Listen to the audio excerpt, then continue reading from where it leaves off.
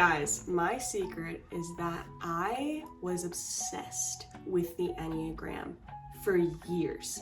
I was a full die-hard Enneagram girly. And it was later that I found out the true wicked history of the Enneagram, where it came from, the people behind it, and just, oh my goodness, guys, you have no idea the roots that are connected to the Enneagram and how they relate to astrology and occultic practices that go way back, and even demonic possession.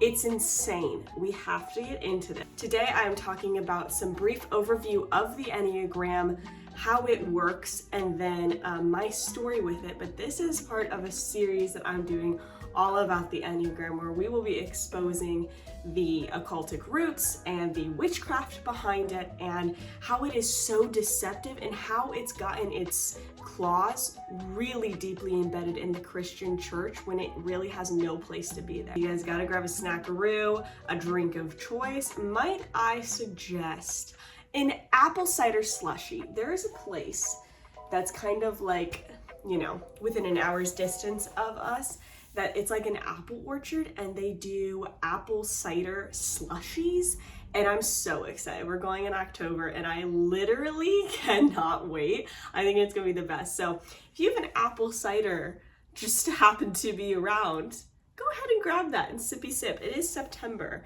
and it's almost fall, guys. Fall's in like a week. Fall's in like a week. I just got so happy. Okay, let's get back to this video. Okay, as always, I got my handy dandy little laptop of notes here. And first thing, I'm gonna put up a diagram of what the Enneagram looks at. So this is kind of like an overview for anybody who really either has never heard about the Enneagram, or you have heard about it, but you don't really know how it works. You don't really know what everybody's so obsessed with. I'm going to explain this. And just a little disclaimer before I do, when I am saying all of this stuff, this is not me trying to teach you about the Enneagram in order for you to go use it, okay? That is the last thing I'm trying to do. But similar to my astrology series, which if you haven't watched that, I have a whole series that I did recently where I exposed astrology for the evil that it is. And I went into like all the different star signs and what they're supposed to mean, and you know, how the chart works and stuff. And none of that was for anybody to go and seek out those things to practice them. But I do find that it is important for us to a lot of times understand these concepts in order for us to see the symbolism behind it and what they're trying to do, and the deception. And maybe even like tiny little threads of truth that are webbed in lies to try to sell it to especially Christians. So that's my purpose in this. But if you are somebody who you feel tempted towards the Enneagram, and you feel like it's a weaker brother, stronger brother issue, and you feel like you can't handle hearing about it without being tempted to do it, then I don't necessarily recommend you watch this video. But that's what we're gonna look into. So this is what the Enneagram looks like. This is a diagram for it. And basically, Enneagram itself is, when I looked it up, it essentially just means, Ennea, it means like 9, and gram is just kind of like a symbol. So kind of like just like a 9-pointed or a 9-sided like diagram. And that's what this is, and each little point represents 9 different personality types, so numbers 1 through 9. And something interesting, you might notice there's a triangle right in the center of this diagram, and I don't personally think that's an accident, because there are so many occultic symbols and so many like Egyptian stuff. It all seems to tie back to ancient Egypt and the occultic witchcraft they were doing, which has a lot to do with the pyramids, because the pyramids were basically their temples for a lot of ritual stuff for occultic things. And so I don't think it's an accident that so many occultic or satanic things have to do with the triangle. Of course, not every triangle is evil, but I didn't think that this was an accident. So there is a triangle in the center of it. But if you also look at this picture, this second picture, you will see that there's a direct connection between the Enneagram and zodiac signs. I did not know this when I was into the Enneagram, and I'll cover all of that later, my story. But Like I said, I have that astrology series. If you're like, wait, astrology's evil? Yes, check out my series. It'll explain everything. But essentially, the different star signs are on their chart, on like the star, like the birth chart. They're in like this clock formation, and it's kind of like a clock of 12 different spots. And each sign takes up approximately like 2 hours worth of time in a 24-hour day. At least that's what I was researching. You can see from this picture that also Enneagram numbers line up with this. And they're literally like, it shows different signs in different spots. So they're intrinsically connected. I just had no idea of that. Now, I don't know why in this picture it has the Enneagram numbers almost like mirrored compared to the original Enneagram diagram, because usually the 1, 2, and 3 are supposed to be on like the right side, not the left side. So that's odd. I don't know why, but I found a lot of different diagrams where it showed astrology, like star signs, and their counterpart, like Enneagram, how it fits in there. So I thought that was very interesting. Let's break down the different personalities for each Enneagram number. When I'm saying this, I'm saying it as matter of fact, but I don't mean it as matter of fact. I'm just saying it as if, you know, you would hear it from anybody who's teaching this stuff. But number 1 is the reformer. Number 2 is the helper. 3 is the achiever. 4 is the individualist. 5 is the investigator. 6 is the loyalist. 7 is the enthusiast. 8 is the challenger, and 9 is the peacemaker. So the idea behind the Enneagram is that each person has a specific number, which is a specific personality type. And the way that I had always learned it was that, you know, everybody has a little bit of probably every personality type, but you have like one personality type that's like all you pretty much. Each personality type also has something called wings. So it's the 2 numbers surrounding that number. So for like an 8, the wings would be a 9 and a 7.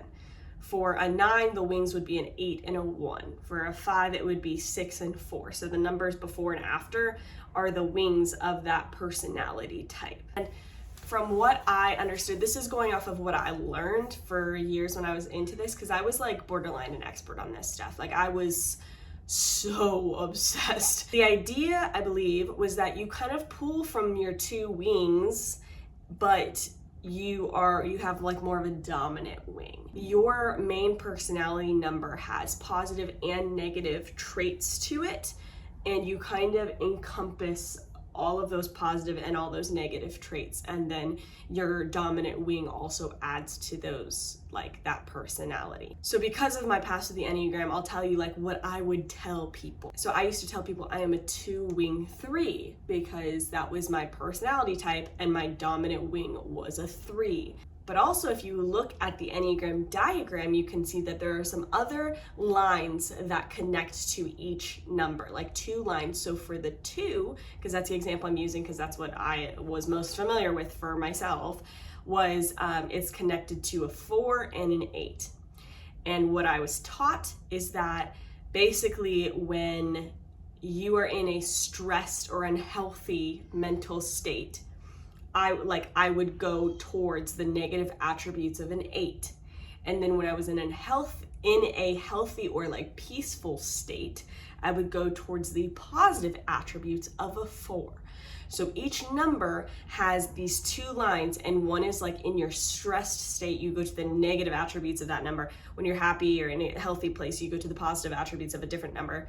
Anyway, so that is, if it sounds kind of complex, it is kind of complex, but that's why it ropes people in, because they're like, oh my goodness, there's so many complexities to this. And I think that's part of the reason people get away with like anything that doesn't quite add up, right? So anything that's like, well, people say I'm a 2, but when I can be really angry and I'm not nurturing at all, or this or that, people would be like, oh, well then that just means you're in your unhealthy state and you just take on the negative attributes of an 8, because that's what an 8 does.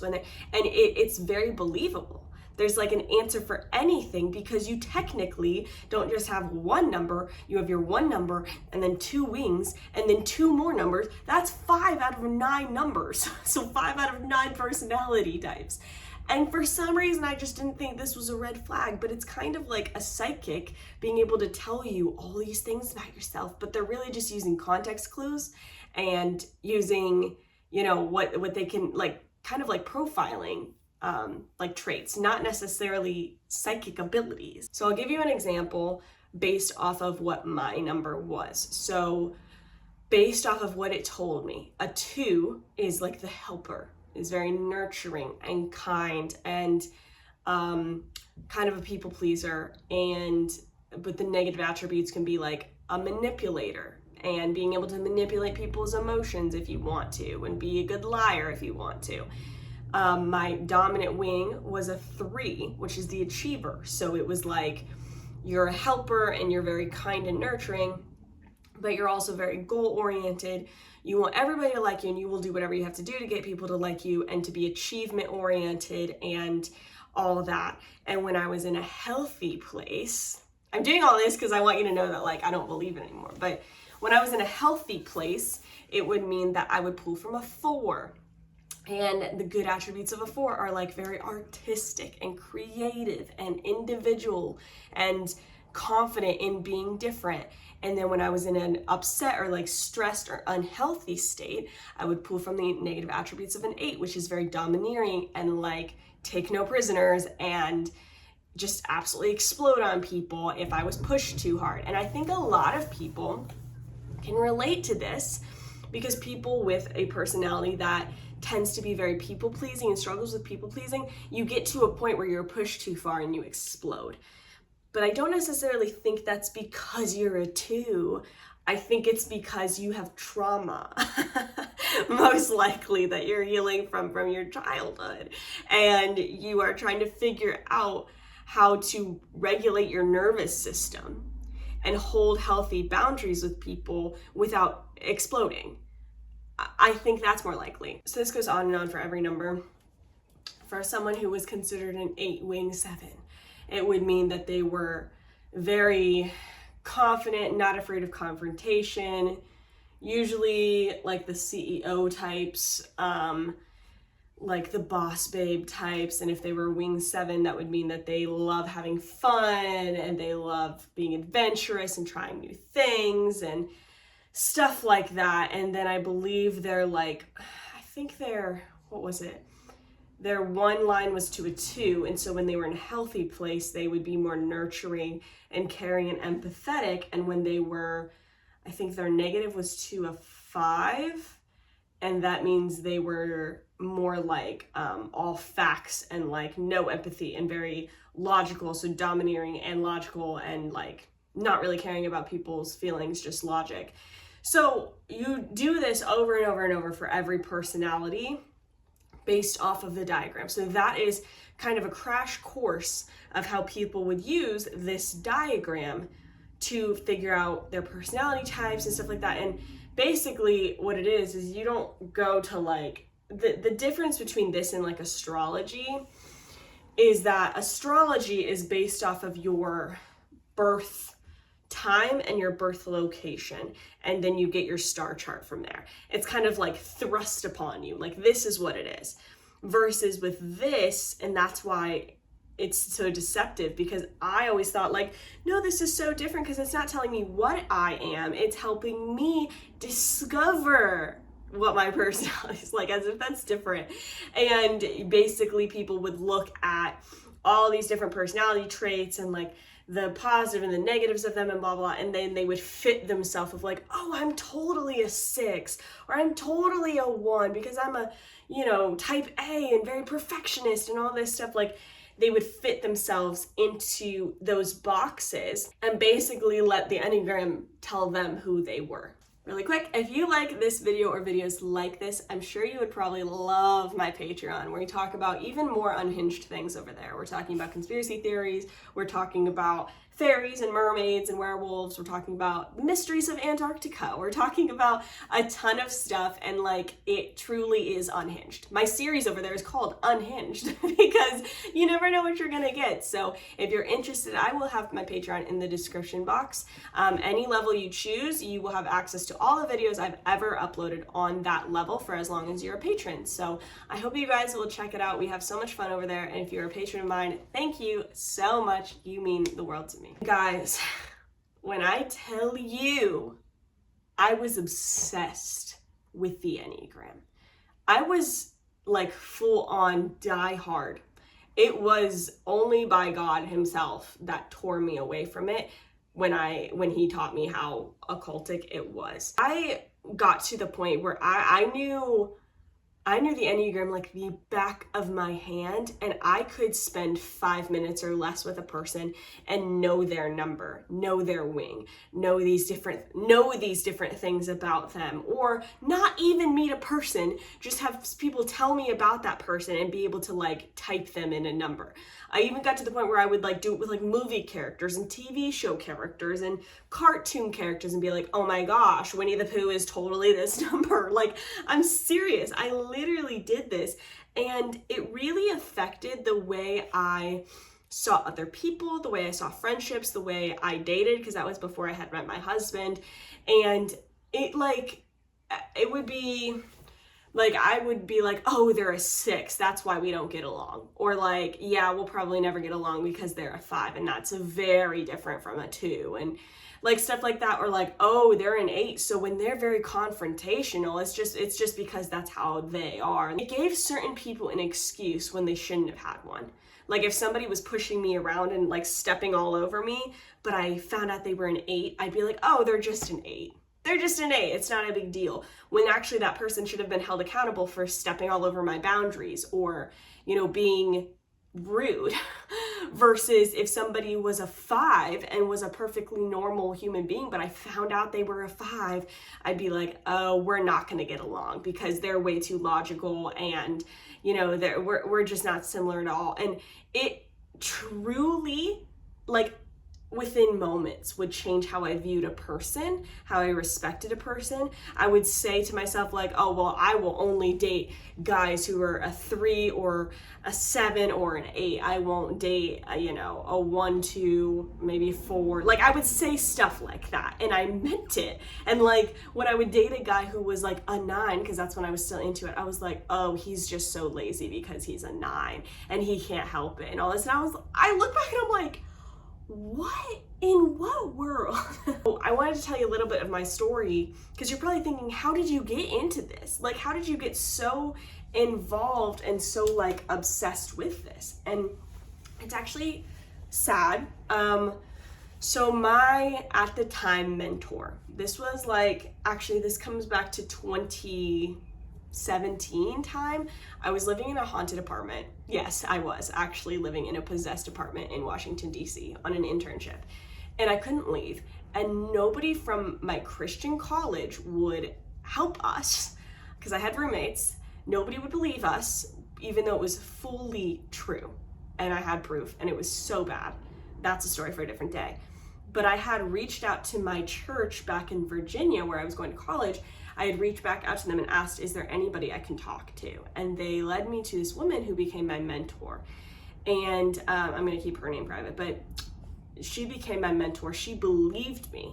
And I just latched on because she was the only person during that time basically who believed us and was willing to try to help. And now looking back, the things that she said that were to help us were not really biblically accurate.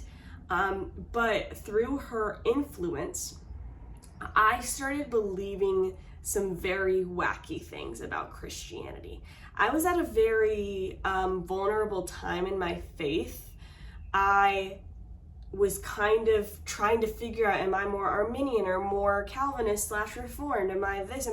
And like, there wasn't much direction. It was the time that like Bethel was getting really huge and nobody really knew any red flags about them or anything. And she started telling me all these things about myself, of all these like spiritual giftings I had, and that I could practice them and I could grow in my strength of them, and that basically borderline like as if it was like superpowers, or even more like witchcraft, that I could just wield them anytime I wanted. And this was all new to me, but I thought, well, she obviously knows more than I do. She's older than me. She works in the church. She has all this experience. I do not go to that church, by the way, anymore. That was in Virginia, and they've gotten crazy since I left Virginia. But I believed everything she was saying. And she introduced me to a ton of stuff with Bethel and just some really, really bad resources And that was at a time where the spiritual warfare in my life, not just the haunted apartment, but after, when I was in a very much not haunted apartment in a different state, that's when the spiritual warfare in my life got very, very bad. And I can go more into depth of that in another video, but I realized looking back now, it was because of the resources I was putting in my head were claiming to be biblical, but were anti-biblical. But she was even more obsessed with the enneagram than I was. She was the one who introduced me to it, and she was like actually an expert in it. She would hold all these like classes to teach people about the enneagram and stuff, and she was like the go-to person in the church for the enneagram. And she would tell me all this stuff and would basically say that it would help me in my healing journey of figuring out kind of like who I am and like all of this stuff like in Christ. And so I latched onto it because I kind of saw her as, I felt like she heard from God in a way that I didn't. I felt like she had a better relationship with God than I did. And somehow she just like, if I didn't listen to her, then somehow I was not listening to God. I fell for that lie. And she didn't tell me that. I just put that on me. So anything she told me to do, I would do. When I tell you, if I started dating a guy and she met him and she was like, I'm not so sure, I would break up with him. Literally break up with him.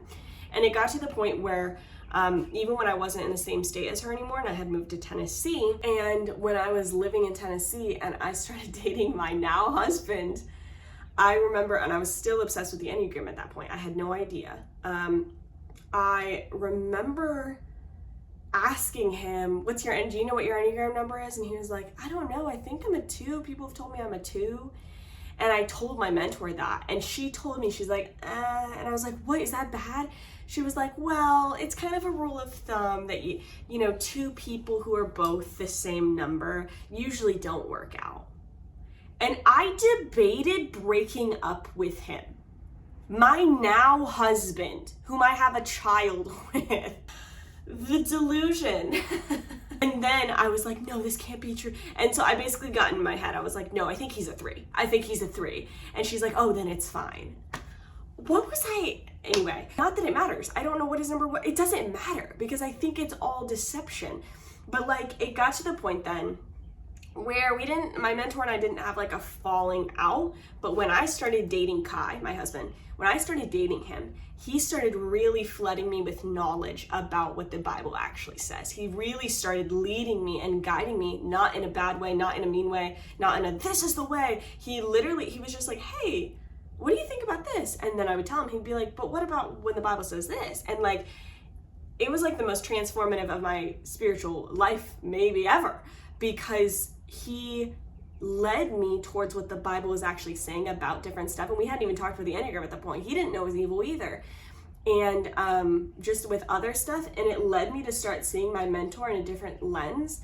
And I started just asking her questions like, hey, I know you said this, but what about this verse when it says this? And she would get so mad and so defensive. And she started getting very rude towards me and it wasn't good. And so I was like, I don't know what this is, but I'm not into this anymore. And we just kind of stopped talking. And I haven't spoken to her since. But that being said, that's how I got into it. And then I still was latched onto it for a while until I started, I don't even know who it was. I think my mom had mentioned to me at one point, she was like, hey, I know you're into that Enneagram stuff, but you might want to look into it. I don't think it's good. And I remember being like, what are you talking about? It's fine. It's just a personality test. But then other things started popping up of like, I think it was through Doreen Virtue or just like our cultish maybe. And I started listening to stuff and I was like, oh no, this is not what I thought it was. I thought it was just this little personality test that helps you kind of understand who God made you to be, and it's not. It turns out, and this is going to get more into the next video where I talk about this more in depth, but it is the personalities, like the number personalities, were derived through demonic writing, automatic writing, where literally a demon will possess somebody's body and use their hand to write. It's like a mockery of the Holy Spirit, having the people of the Bible write the Bible. It's a mockery of the demons possessing to write. And all of these this occultic past that even came about with the Enneagram diagram, and it has all to do with the elevating to your higher consciousness, and it has to do with Hinduism and Taoism and Egyptian occultism and all these different things that I had no idea. I just thought this was like a silly little personality test based in psychology, and it was not. That hit me, and it was actually a hard pill for me to swallow, but I did swallow it. It was finally something where I was like, this is not, I can't know this and continue on without it being a sin. And it's hard for me to not feel shame and embarrassment looking back that I fell for this for so long.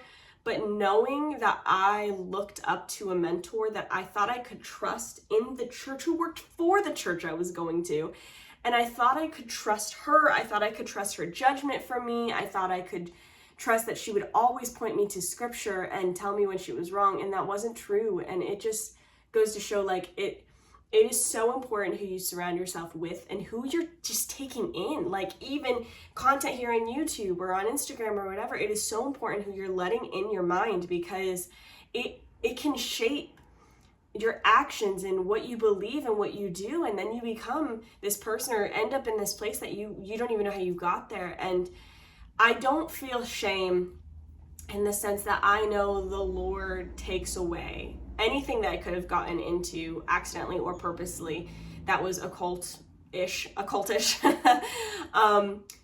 I know that it's forgiven and it's paid for.